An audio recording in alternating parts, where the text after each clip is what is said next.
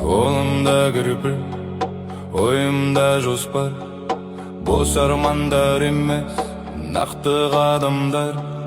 Төрт қабырға жай ғана емес, бұл әулетке қалатын рух пен намыс.